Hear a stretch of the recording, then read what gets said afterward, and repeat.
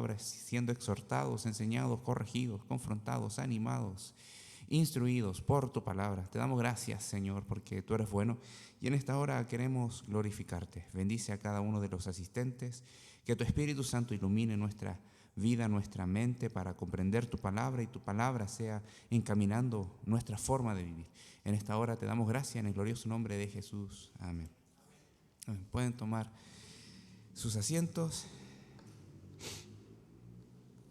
Vamos a tener una lectura bíblica. Vamos a leer el Salmo 29. Vamos a leer hasta el versículo 4. Salmo 29, del versículo del 1 al 4. Dice así la palabra del Señor. Tributad a Jehová, oh hijos de los poderosos, dad a Jehová la gloria y el poder. Dad a Jehová la gloria debida a su nombre. Adorad a Jehová en la hermosura de la santidad. Voz de Jehová sobre las aguas, truena el Dios de gloria, Jehová sobre las muchas aguas. Voz de Jehová con potencia, voz de Jehová con gloria. Que el Señor bendiga a nuestros corazones por la lectura de su palabra. Las clases respectivas pueden tomar ubicación, si es que hay, si es que no, nos acompañan acá. Recordar que hoy día tenemos escuela bíblica, tenemos un espacio de tiempo, vamos a tener el culto a las 11:30 y luego dentro del culto también celebraremos la cena del Señor. Así que ese es como lo que tenemos preparado para hoy. Y vamos a comenzar con lo que tenemos para hoy. La semana pasada, no sé si alguno se recuerda qué fue lo que vimos, qué fue lo que estuvimos estudiando.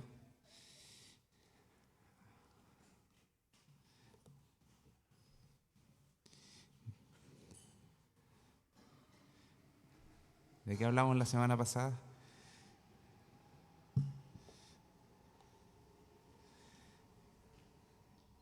Yo entiendo que la memoria es frágil. Ninguno se recuerda. Ya, ahí hay una pista en la pantalla.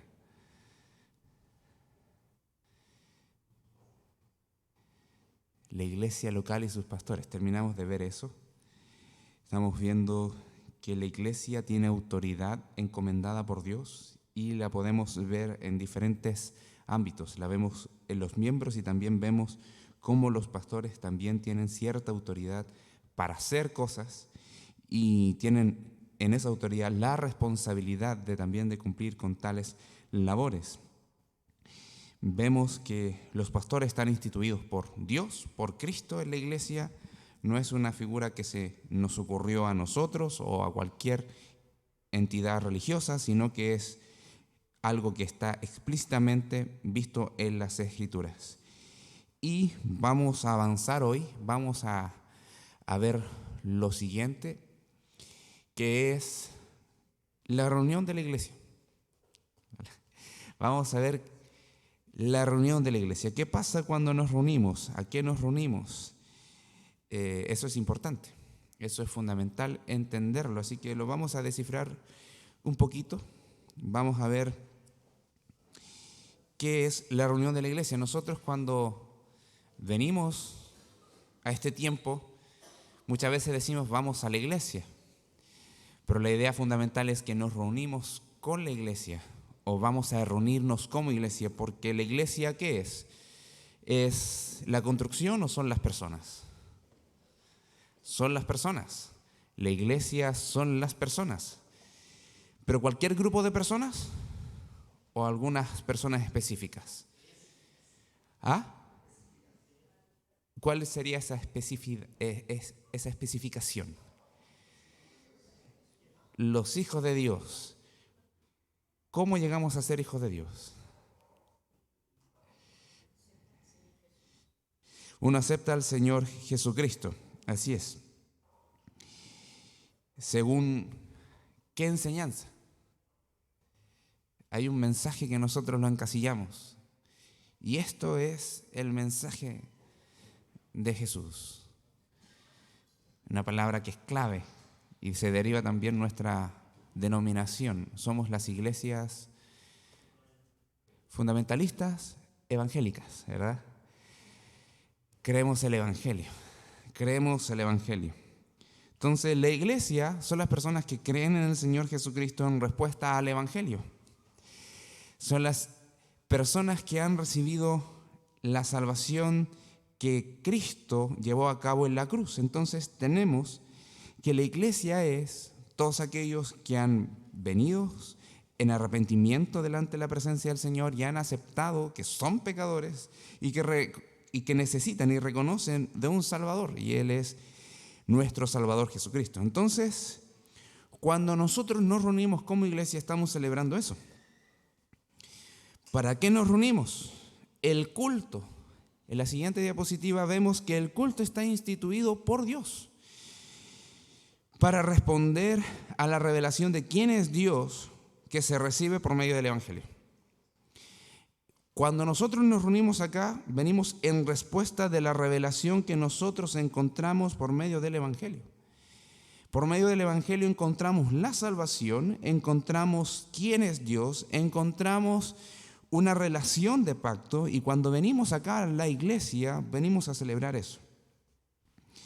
Cuando venimos acá a reunirnos con los otros creyentes es para recordar eso, testificar eso, gozarnos en eso y adorar a Dios por medio de que estamos unidos por el Evangelio, por esa buena nueva, esa buena noticia. Entonces, una de las cosas que anunciamos cuando nos reunimos es que estamos siendo guardianes del Evangelio, estamos siendo testigos del Evangelio, estamos siendo personas que estamos perseverando en ese Evangelio que nos salvó. El culto de la iglesia, la reunión de la iglesia es la instancia donde podemos perseverar públicamente.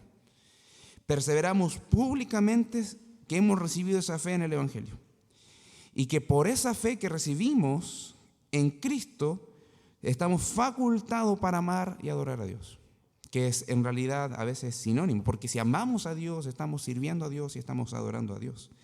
No podemos adorar a Dios sin amarle.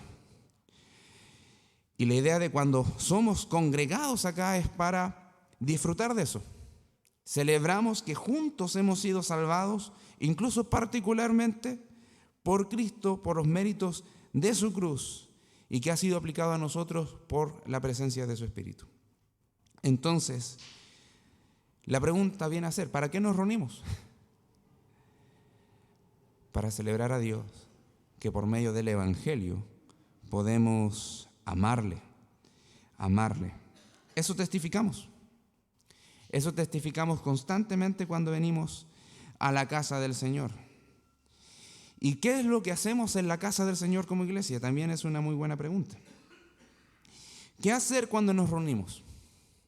Quizás algo dije en relación al sermón de la semana pasada, pero algo se señaló. ¿Qué tenemos que hacer cuando nos reunimos? La Escritura es clara. La Escritura es clara cuando vemos que nos reunimos a celebrar esa gracia recibida. No tenemos que inventar nada. Quizás podemos idear ciertos programas o ciertos proyectos, ciertos planes para diversificar lo que debemos de hacer, pero no tenemos que inventar nada. La Escritura nos ha revelado el Dios que nos ha salvado. Por medio del Evangelio podemos disfrutar esa comunión con el Señor, y cuando no estamos juntos en esa comunión que tenemos con el Señor y públicamente estamos juntos, tenemos que hacer lo que Dios ha instituido como lo que la iglesia debe de hacer para adorarle. Entonces, estamos hablando del culto público y eso también podemos verlo en la vida propia. Ahora, en teología, ¿cómo se llama eso? Es el principio regulador. Y algunos le colocan el apellido, el principio regulador del culto. Y que se deriva de cómo nosotros vemos que la iglesia primera, y también ciertas cosas que se hizo en el Antiguo Testamento, que también se extrae en el Nuevo Testamento, de acuerdo a lo que la iglesia fue levantada e instituida por Dios, vemos que la Escritura es clara. ¿Qué es lo que debemos de hacer? Lo primero que debemos de entender que son principios que nosotros vemos, pero con calidad de mandatos. somos mandatados a estar orando siempre. No es un asunto opcional, sino que somos mandatados a orar, y no solamente a orar para comenzar la reunión o para finalizarla, sino que tenemos un montón de oraciones que podemos incluso incluir en el culto. Siempre la oración inicial se entiende cuando se estudia las formas de reunión, es la oración de invocación. Estamos invocando al Dios vivo. Después viene una oración de confesión, reconocemos que hemos pecado. Después viene una oración de gratitud, que siempre levantamos dando gracias por la gracia, valga la redundancia, y la misericordia recibida. Luego viene una oración que básicamente busca solamente glorificar a Dios. Y luego pedimos al final la oración por la bendición de Dios, que es que apliquen su palabra en nuestros corazones y también podamos disfrutar en nuestro día a día de su bendición. Ahora, eso es cuando se estudia generalmente los cultos, o qué tipo de oraciones vemos que se realizan en los cultos. También hay oraciones que se han ido incorporando en los cultos cuando se da esa libertad de interceder por diferentes necesidades. Pero si vamos a la Escritura, entendemos que hay una diversidad de la generalidad que establece el mandato de parte de Dios, que es orar. Vamos a Colosenses. Vamos a Colosenses 4, del 2 al 4. O podemos leer ya desde el principio, pero vamos del versículo 1 al 4 específicamente.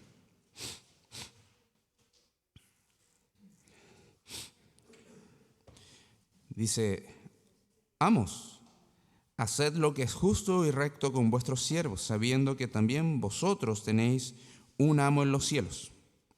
Perseverad en la oración, velando en ella con acción de gracias, orando también al mismo tiempo por nosotros, para que el Señor nos abra puerta para la palabra, a fin de dar a conocer el ministerio de Cristo, por el cual también estoy preso, para que lo manifieste como debo hablar. Entonces, si se dan cuenta, presenta una generalidad del apóstol de que la iglesia al reunirse debe estar perseverando siempre en la oración con acción de gracia. Pero también introduce una petición específica, que es que el Señor le ayude a predicar y llevar el evangelio. Entonces ahí vemos una petición específica en relación al ministerio del apóstol Pablo. El apóstol Pablo era misionero, entonces tenía que estar pidiendo a sus iglesias locales que el Señor levantó por medio de su predicación, o algunos grupos de las iglesias locales de del primer siglo, mejor dicho, tenían que estar orando por él. Estaba pidiendo la oración específicamente para las misiones. Ahora, vemos que es un mandato. Perseverad, eso es un imperativo. Perseverad en la oración, velando en la oración, estando atentos en la oración, siempre con acción de gracias, y después viene la petición específica. Primera de Timoteo, vamos a Primera de Timoteo, también se desprende otro mandato en este contexto de instrucción a un joven de 30, 40 años, 35 a 40 años más o menos. Timoteo. Primera de Timoteo, capítulo 2, versículo 1 y 2.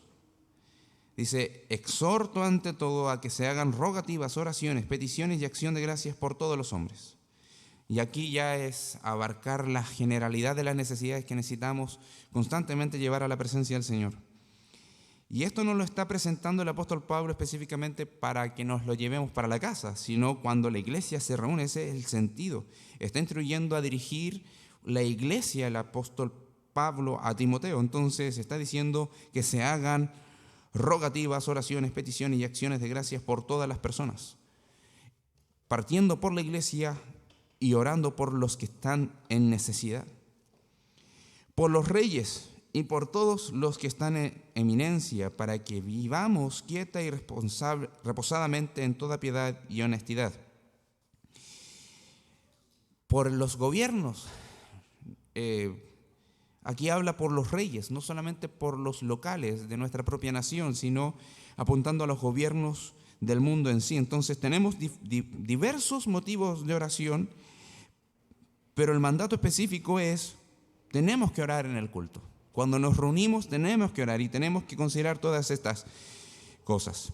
Luego, leer las Escrituras públicamente.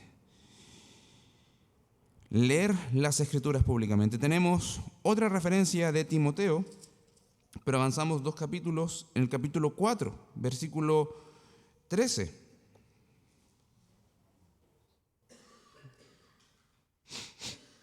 Dice: entre tanto que voy, ocúpate en la lectura, la exhortación y la enseñanza.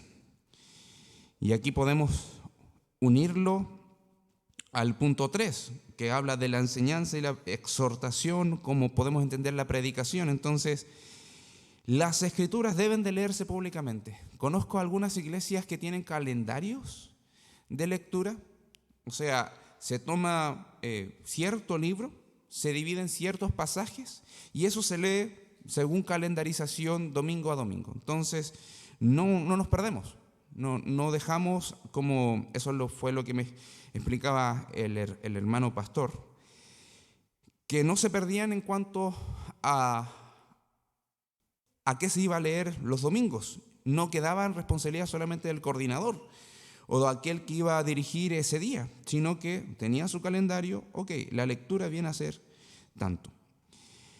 La forma puede variar, eso puede articular en cierta medida un orden en cuanto a leer las Escrituras públicamente. Algunos entendemos que podemos leer las Escrituras y creemos que en un culto público podemos hacer levantar a la iglesia y que leamos todos juntos las Escrituras. Creo que eso también es lindo. Y también hay alternadamente, hubo un tiempo que se hacía mucho eso. Entonces, también son diferentes formas, pero la lectura pública de las Escrituras, no solo para la exhortación, es parte del culto, es parte de lo que hacemos cuando nos reunimos. Entonces, a eso se refiere. No es una instrucción personal meramente a Timoteo, sino que es en cuanto a lo que deben de ver los hermanos cuando se congregan y qué es lo que debemos de hacer para nuestra edificación. Entonces, tenemos otra referencia en Colosenses, volvamos a Colosenses 4. Colosenses 4, 15 y 16.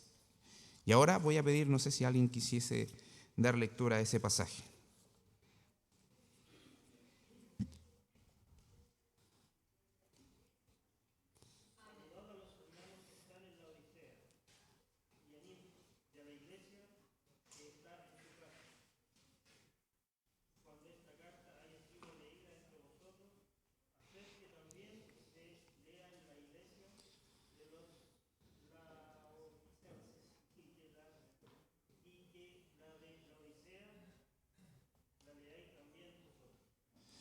Hay una carta que fue enviada a los hermanos de Laodicea y no está acá.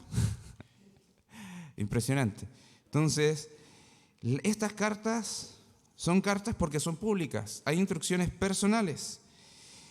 Y vemos que a veces la lectura podía comenzar enfocada en ciertos grupos, pero se extendió. Y por eso llegó el día de hoy que tenemos una Biblia, no específicamente que hoy se oficializó el canon, sino que desde que se oficializó el canon tenemos estas cartas enviadas a diferentes iglesias y las tomamos como palabra de Dios, porque sabemos que son inspiradas por Dios. Entonces, estas cartas también son leídas. Antes de las cartas, los hermanos estaban leyendo algunos escritos de los evangelios, algunas narraciones de los evangelios propiamente tal, y también encontramos porciones del Antiguo Testamento. Normalmente en los cultos llevaban a cabo con lecturas del Antiguo Testamento, después se empezaron a introducir las primeras cartas que empezaron a surgir, junto con ello los evangelios. Ahora, los hermanos cuando iban a la lectura no leían del versículo tanto al versículo tanto. Leían toda la carta. Los versículos y los capítulos son posteriores, las ediciones más modernas de la Biblia. Entonces los versículos aparecieron como para dar cierta indicación y geografía a la Biblia, porque todos podemos con una referencia ir al mismo pasaje. Y eso es un orden, eso es una ayuda. De lo contrario, tendríamos que decir en el párrafo tanto, de la página tanto, del escrito de tanto. Pero si vemos que es específico, decimos la carta a Colosenses, capítulo 4, versículo 15 y 16, todos estaríamos en lo mismo. No estaríamos perdiéndonos con las páginas y con los argumentos y los párrafos. Bien, vamos al tercer punto. La predicación es algo que nosotros entendemos que es parte de los cultos públicos. Tenemos las oraciones, la lectura de las Escrituras públicamente y la predicación y la enseñanza. La predicación y la enseñanza es algo que constantemente está latente en los cultos. Podemos ver que hay diversidad de predicaciones, diversidad de formas de enseñar o de predicar.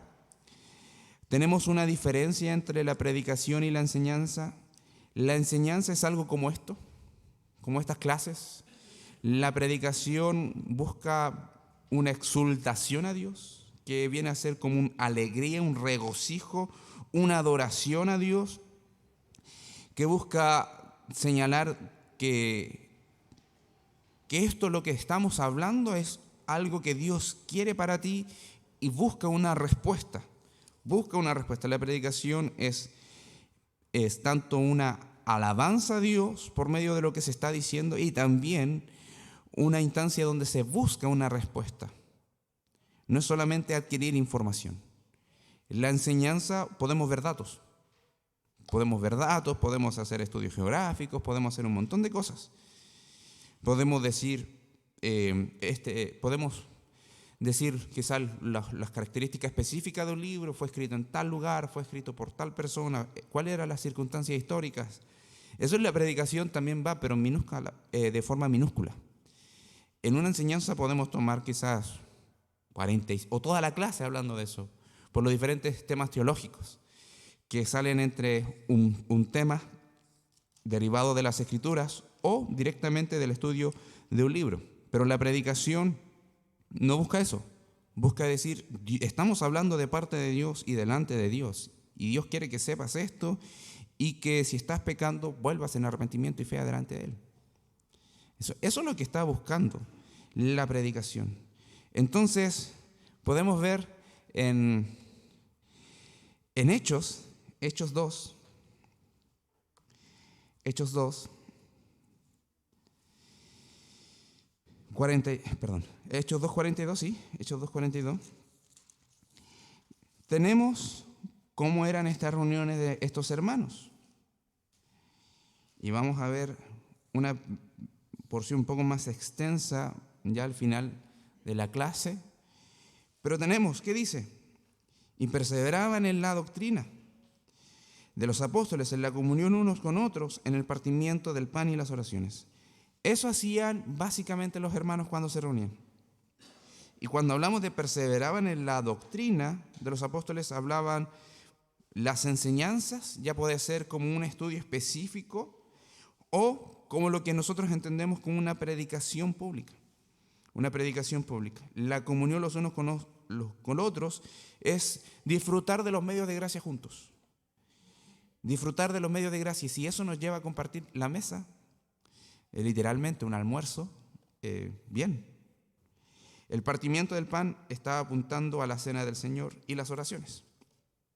Entonces la enseñanza, ya sea en tema de enseñanza meramente o predicación, siempre ha estado presente en la iglesia. Y podemos ir a otra porción de las Escrituras en Primera de Timoteo. Primera de Timoteo, capítulo 4,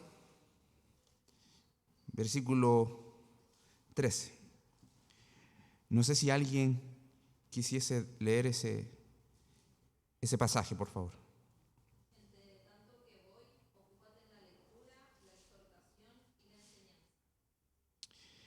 Nuevamente, volvemos a lo mismo.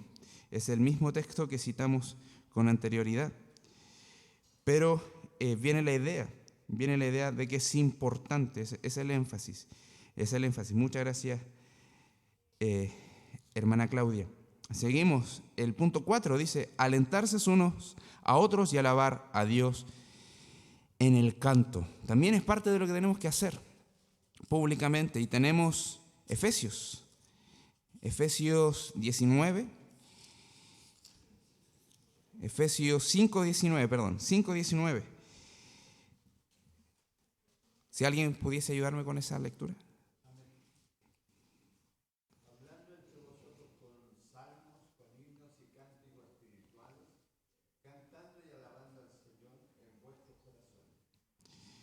Amén. Muchas veces nosotros tomamos estos principios para aplicarlos solamente en la convivencia del hogar. Pero aquí estamos la familia de Dios. Esto también aplica para la iglesia de forma pública. Esto, de hecho, debemos de entenderlo así, porque mayormente siempre apunta a lo que hacemos juntos y luego cómo eso se ve en la realidad práctica de cada familia. Entonces, hablar entre vosotros con salmos, con himnos y cánticos espirituales no significa una hiperliteralidad de que todo lo que vamos a decir lo vamos a hacer entonando con cierta melodía.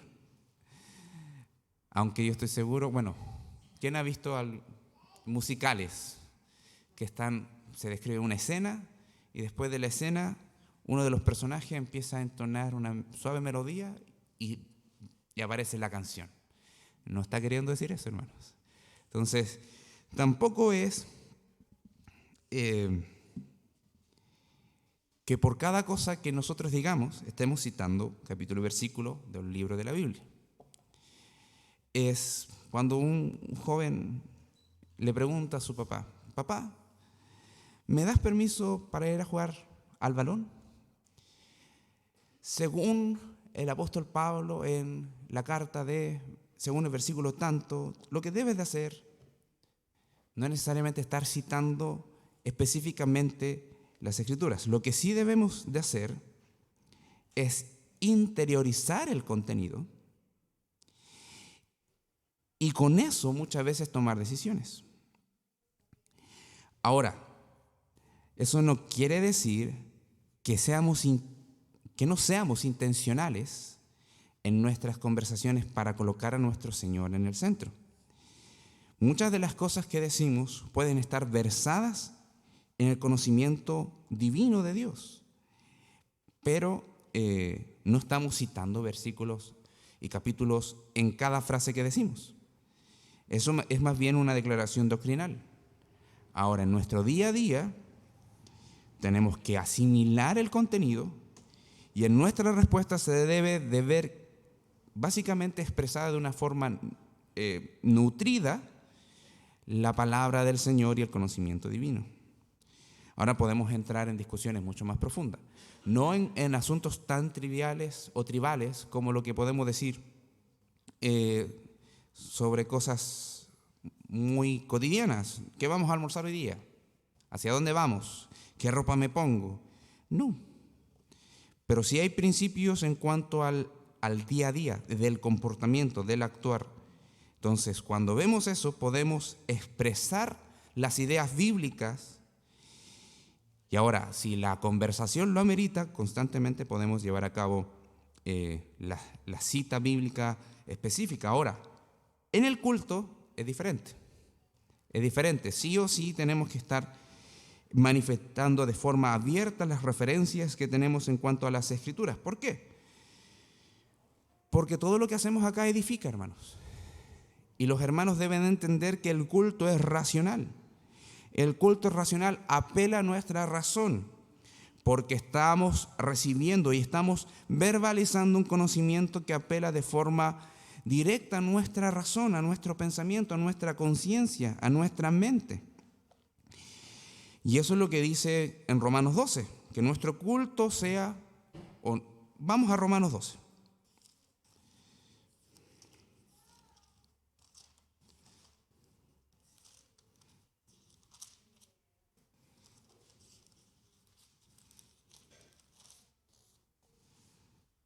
Dice, así que hermanos, os ruego por las misericordias de Dios, que presentéis vuestros cuerpos en sacrificio vivo, santo, agradable a Dios, que es vuestro culto racional.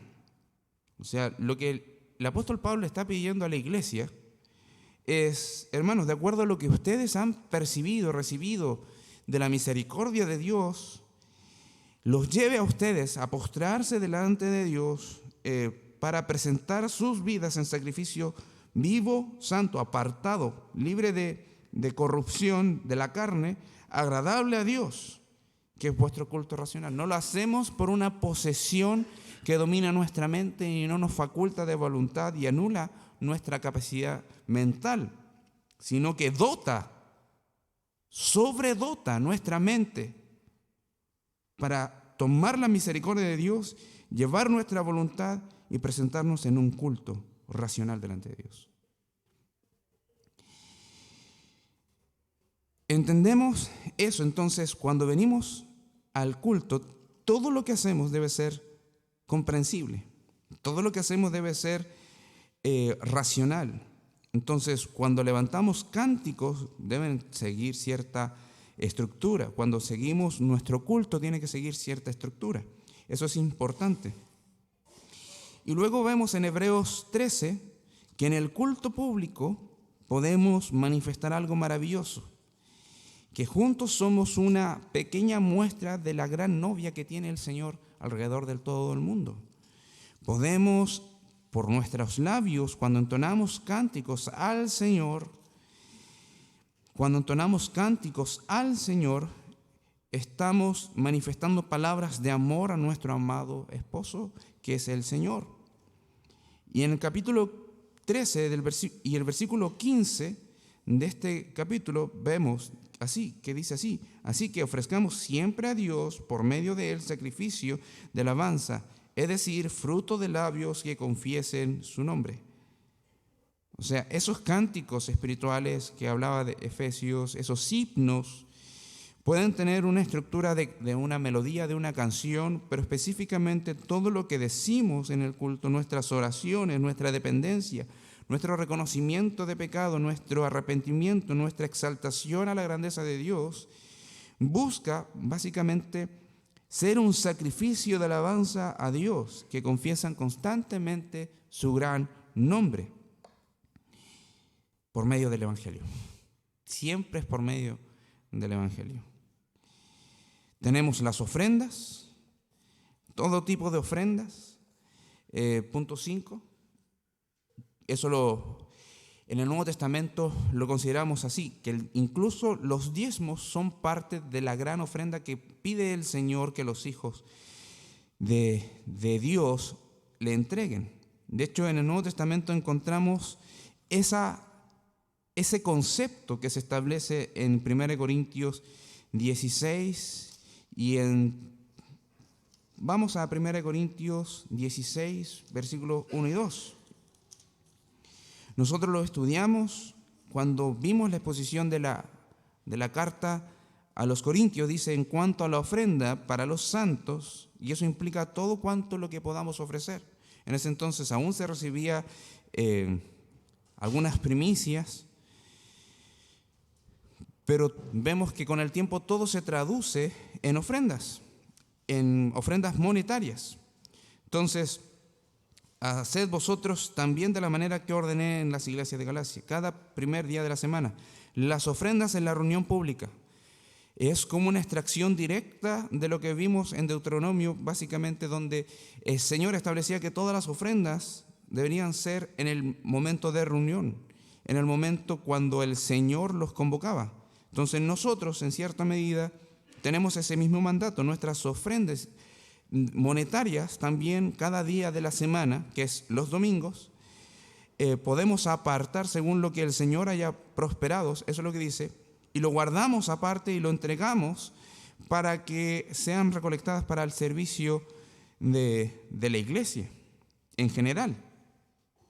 Entonces, los diezmos están incluidos dentro de esa gran categoría que son las ofrendas. Y bueno, ya hablamos de las ordenanzas. Entonces, esas cosas son básicamente lo que hacemos con las iglesias cristianas cuando nos reunimos. Si hay alguna actividad adicional, lo podemos organizar, pero que no vulnere ninguno de estos principios, ninguno de estos mandatos, ninguno.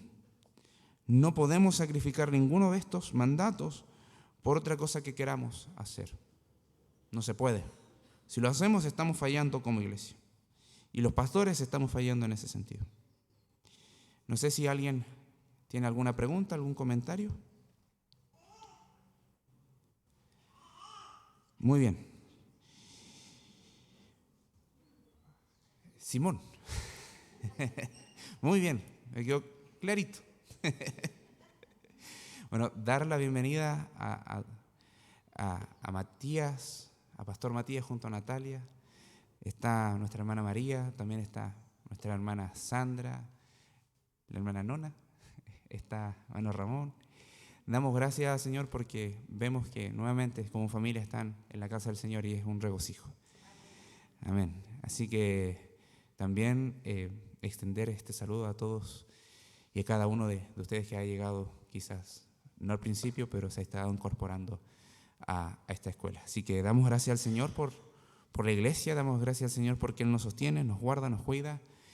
Y vamos a terminar este tiempo en oración. Así que le voy a estar pidiendo a nuestro hermano Patricio Guerrero, si puede pasar acá adelante para orar. Considerando también lo del break, lo del receso.